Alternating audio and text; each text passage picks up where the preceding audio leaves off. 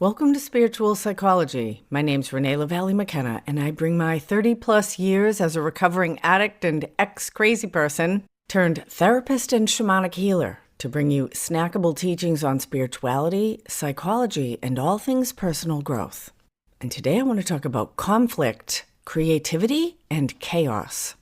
And first I want to talk about conflict. And developing a healthy relationship with conflict is extremely important in becoming an emotionally mature, fully functioning adult. Most people, in my experience, are rather conflict avoidant, although there are absolutely people who are conflict seekers. And conflict seekers can often take advantage of conflict avoiders by leveraging the power that they have by kind of dangling the fear of conflict of those who are conflict avoidant and using that threat of conflict as a way to get what they want. There's nothing inherently wrong with being conflict avoidant. In fact, I think it's built into our system to seek peace and safety and continuity in our life. And it's notable that in history, as it's taught in the white Western world, most of the change makers and great leaders have been conflict seekers. And conflict is often necessary to create positive, constructive change.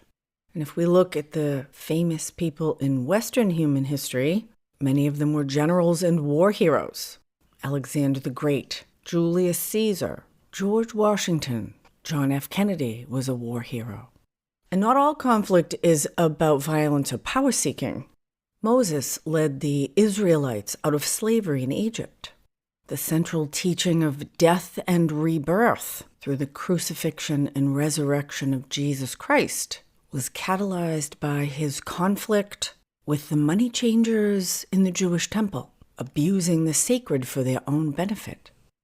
And that central human conflict between the sacred and the selfish brought us to a new and more compassionate covenant and understanding, moving the God of kind of a distant and abstract judgment and kind of unpredictable abuse of power in the Old Testament into the more benevolent father figure God of the New Testament, transcending from an eye for an eye to the forgiveness of sins, a big developmental leap ignited by the selfless confrontation and sacrifice of Jesus, moving from the fear of the wrath of God as the motivating factor to coming to align oneself with the love of God as the transformative agent.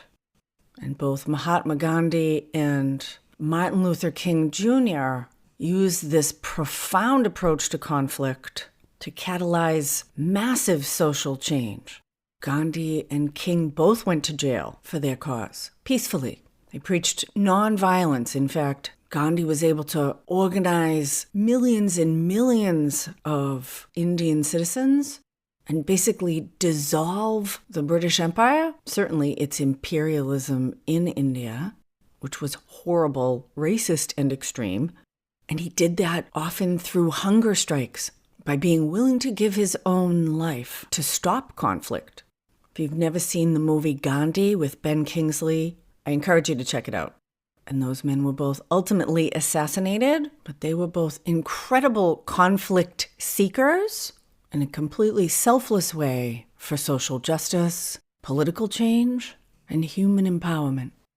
And I think there's a kind of healthy dynamic tension between conflict seeking and conflict avoidance. It's like a healthy balance.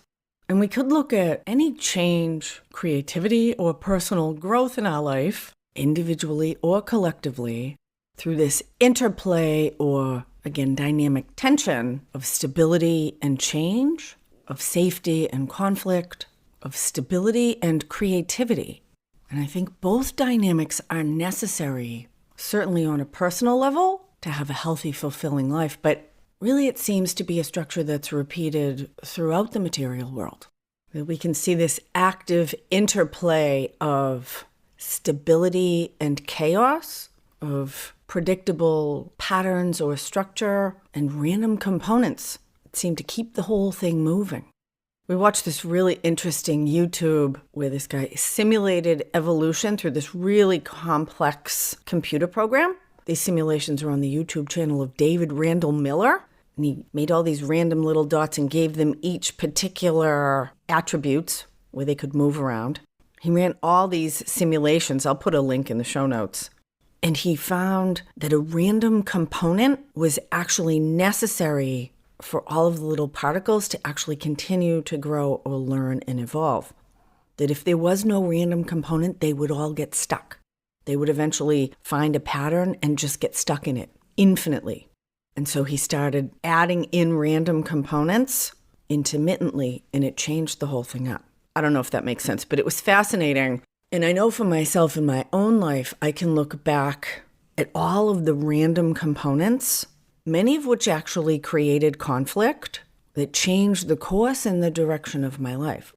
We could see any change really as conflict.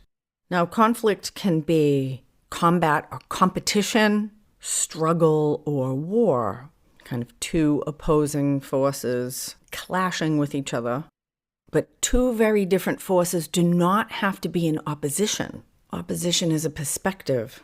In art, when we look at color theory, complementary colors, colors that are on the opposite side of the color wheel, like green and red, yellow and purple, blue and orange, they're called complementary colors because they actually enhance the visual experience of each other.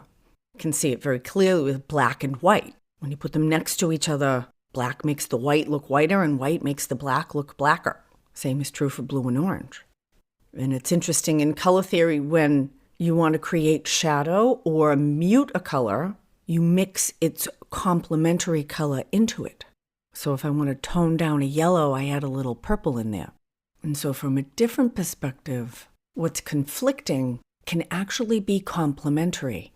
I know for myself, some of the best relationships that I've had, and certainly many of my business partnerships, have been with people that had a very different skill set than myself. I'm kind of a creative, chaos visionary person. I suck at calendar, can change my mind on a dime, and often have so many ideas it can be a challenge picking which one to pursue. And it's been extremely helpful for me to have associates who are structured, organized, rule-following, like to read the fine print. You could shoot me before I'll ever read fine print. In fact, I'll rarely even read instructions. I just open it up, plug it in, let's see what happens. And then I go back and read the directions when it doesn't work. Or even better, try to manipulate one of my rule-following, instruction-reading people to do it for me, which they won't always do. And this is very common in relationships, where partners with opposite skill sets will come together, where one partner kind of values safety, stability, and security, and the other partner values risk and novelty and creativity. And if they learn how to work together and appreciate what each of them brings rather than be terrified or traumatized by it, they can actually stimulate each other to grow in their more underdeveloped area. That the security-focused person can become more flexible, and that the novelty-oriented person can implement more structure. I did a podcast on this risk safety continuum, number 88, the biology of risk, if you're interested in that. And this combining or interplay of different components, they don't always have to be opposites, is really the ground of creativity. Taking what is already present and combining it in new and different ways. And it's interesting to think about the relationship between creativity and chaos. And certain amount of chaos or being willing to move into the unknown is necessary for true creativity. Because true creativity is creating something new. And if it's new, it's unknown. And so we have to be willing to go into the unknown in order to create something new. Because if it's already known, then it's not new. And one of the elements of being conflict averse is a fear of the unknown. And that's built into our limbic brain. When we were hunter-gatherers, moving into new territory, there might be a tiger gonna get you. You got to pay attention. When you're in the unknown, can be dangerous, but you also might stumble upon the field of ripe black raspberries, or a grove of oak trees with fat acorns, or a river filled with freshwater mussels. And this is that dynamic tension of the need for healthy conflict, a willingness to move into chaos so that new things can be created. And there needs to be a certain amount of structure and stability in that conflict, chaos, creativity process. Otherwise, it dissolves into anarchy. Structure is necessary. Repetitive patterns are imperative, but they have to have novelty within them. The sun rises and sets every day, but it rises and sets at a different time. And not only a different time for me, but actually a different time for every location on the globe. Life is this incredible blend of predictability and incredible novelty that literally every moment, every day is different. Completely unique. I taught elementary school art for 13 years, and one of my favorite formats for an art class was to show the kids the artwork of some particular artist, teach them how to use a particular kind of material, whether it was chalk, pastel, paint, clay, pencil drawing, and allow them a couple of choices, either different colored papers they could use, different things they could collage or add in. You got to keep it simple.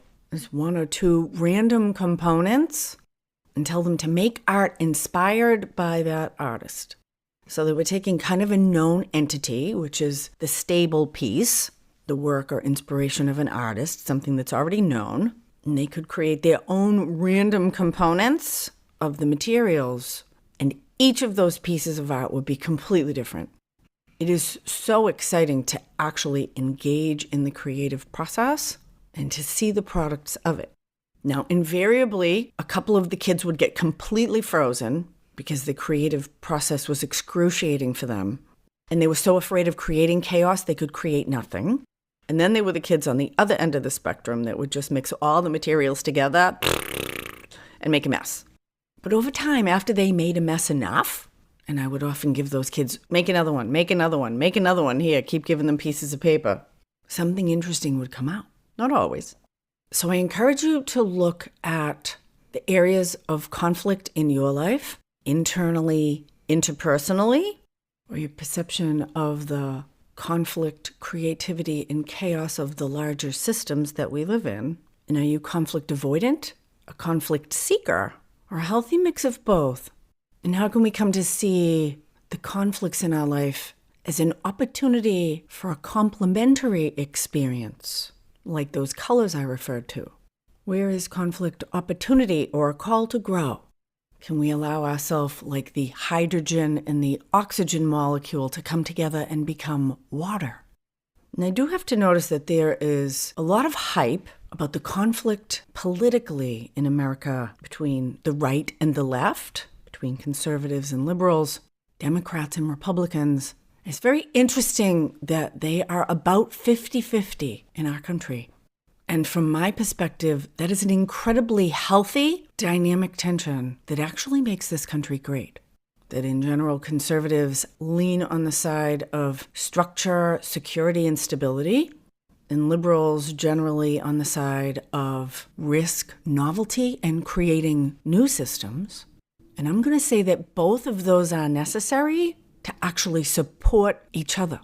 And when I was lead of Women's March San Francisco in 2016, it was my great hope that those two factions might come to appreciate the complement that they offer to each other.